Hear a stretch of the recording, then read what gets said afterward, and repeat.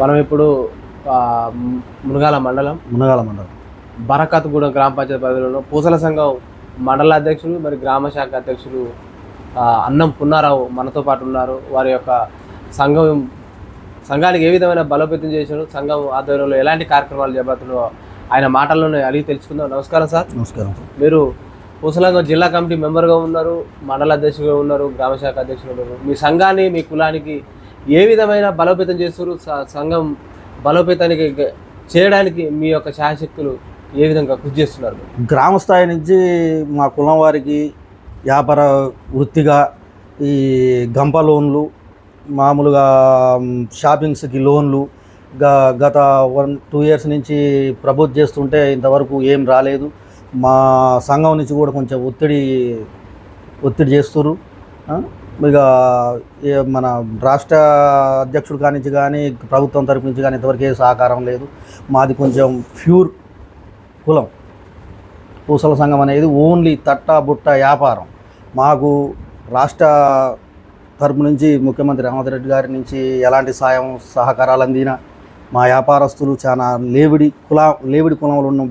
BCA లేవిడి కులంలో ఉన్నాం కాబట్టి మా కులము వ్యక్తులకు రాష్ట్రం నలుమూలలు ఎక్కడి నుంచి అయినా సరే కొంచెం సమయ సహకారాలు అందిస్తే వ్యాపారం చేసుకొని తృప్తిగా వాళ్ళ జీవనోపాధి గడపాలని చూస్తున్నాం. సార్, మీరు మీ పూసల సంఘం సమాజంలో అట్టడుగు వర్గాల స్థితిలో ఉన్నారంటున్నారు.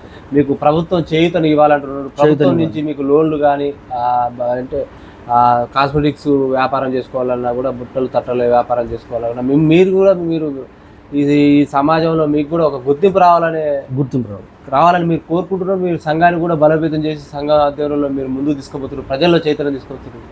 మరి మీ సంఘం మీ ప్రధానమైన వృత్తితో పాటు ఇంకా ఏమేమి పనులు చేస్తుంది? మీ సంఘం ఆధ్వర్యంలో మీ ప్రజల్లో జీవన స్థితిగతులు ఏ విధంగా ఉన్నాయి? ఇప్పుడు తాతల కాలం నుంచి అంతో ఇంతో భూములు ఉన్నోళ్ళు కొంచెం వ్యవసాయం చేసుకుంటున్నారు. స్వయం ఉపాధితోటి ఇట్నే బట్టల వ్యాపారం అని మిగతా. ఇప్పుడు నేను అదే కులంలో ఉన్నా. నాకు చిన్నప్పటి నుంచి తాపీ వర్క్ అంటే ఇష్టం. నేను తాపీ మేస్త్రి ఇదిగా గ్రామ మండలంలోనే 2nd కేటగిరీ 3rd కేటగిరీ మేస్త్రి. నేను మండల స్థాయిలో కూడా నేను కష్టపడి కింద నుంచి ఇవాళ ఈ స్థాయికి వచ్చిన. ఇక నా లెక్కనే మా కులంలో ఉన్న ప్రతి వ్యక్తి ఏదో ఒక వ్యాపారం చేసుకొని, అద్దాలు దువ్వాన్లు ఇట్లా ఏదో ఒక వ్యాపారం చేసుకొని అందరూ మంచిగా ఉపాధి కల్పించుకొని వాళ్ళ కుటుంబాలని మంచిగా ఆదుకొని చూసుకుంటట్టు కావాలి.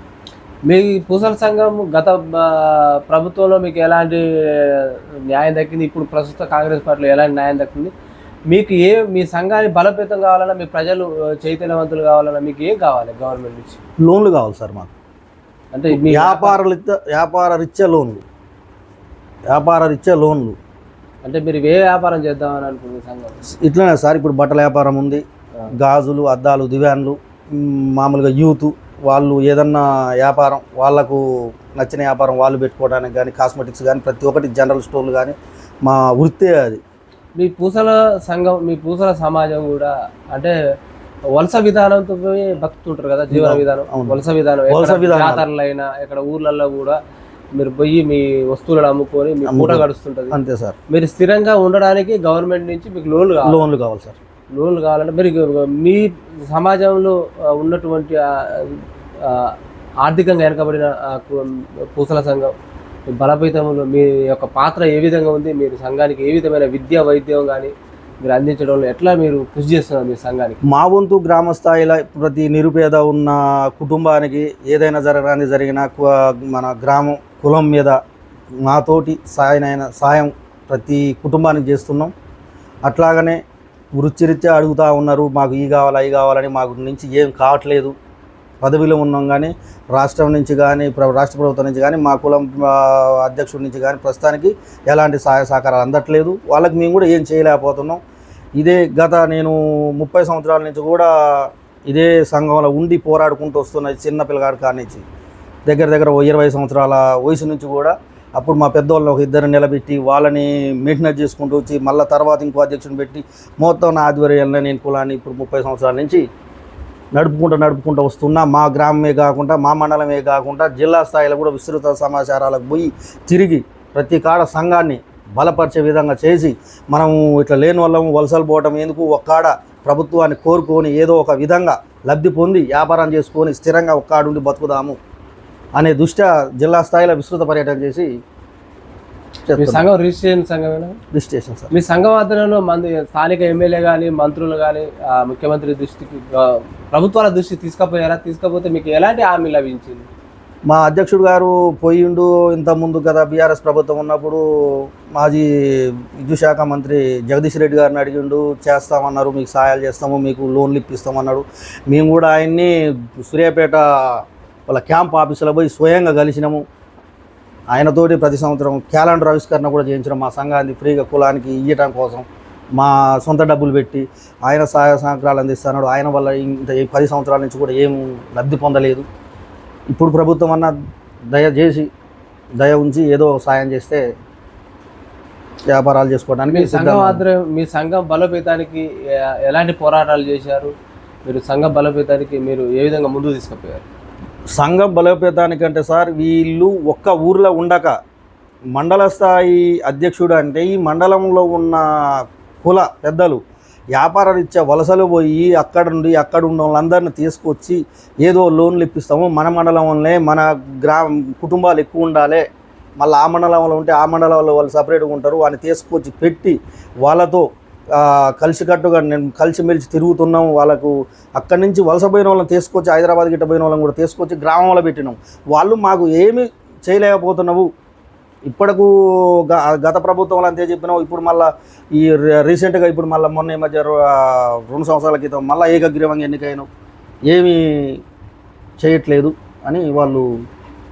మీరు మీ సంఘంకి అంటే ఆఫీస్ ఏమైనా భవనం ఏమైనా ఉందా? లేదు సార్. మరి మీ ప్రభుత్వాలని ఎమ్మెల్యేలు కానీ అడుగుతున్నాం సార్, ఏడిస్తాము ఆడిస్తాము అంటారు, ఎవరు ముందుకు రావట్లేదు. ఇస్తే ఏ స్థలం ఇచ్చి దానికి తగిన బడ్జెట్ పెడితే కట్టించుకోవడానికి కూడా మేము సిద్ధంగా ఉన్నాం సార్. పూసల సంఘానికి స్థలం కేటాయించి దానికి బడ్జెట్ కేటాయిస్తే ఆఫీస్ కట్టుకొని మేము సమావేశాలు చేసుకుంటే ప్రజెంట్గా ఏదన్నా అయితే పాత గ్రామ పంచాయతీలకు అందరిని పిలిచి అక్కడనే సమావేశమై మాట్లాడుకుంటాం సార్. ప్రజెంట్గా పాత గ్రామ పంచాయతీ, కొత్త గ్రామ పంచాయతీ ఆడుంది సార్. మీరు అంటే రాజకీయ పార్టీలను మీ సంఘంకి వెళ్ళి మీరు చేస్తున్న పోరాటాలు గవర్నమెంట్ గుర్తించాలని మేము కూడా కోరుకుంటున్నాం. అలాగే మీ సమస్యలు కూడా గవర్నమెంట్ విని మీకు సాయం చేస్తుందని కూడా మేము భావిస్తున్నాం. మీరు ఫైనల్గా మీ పూసల సమాజానికి మీ సంఘం తరఫున మీరు ఏ విధంగా గవర్నమెంట్ కానీ మీరు ఏం సూచన చేస్తారు, మీరు ఏం కోరుకుంటున్నారు? మా ప్రభుత్వాల నుంచి మిగతా వారి నుంచి అందరి నుంచి కూడా మేము కోరుకునేది ఒకటే సార్, మా కులము వ్యాపార రీత్యంగా ఉన్న కులమే కాబట్టి మాకు లోన్ల సాయం చేస్తే మాకు మా వాళ్ళు అంతో ఇంతో వ్యాపారాలు చేసుకొని వాళ్ళ పిల్లలు జల్లలతో సంతోషంగా ఉండేటట్టు కావాలి సార్ మాకు.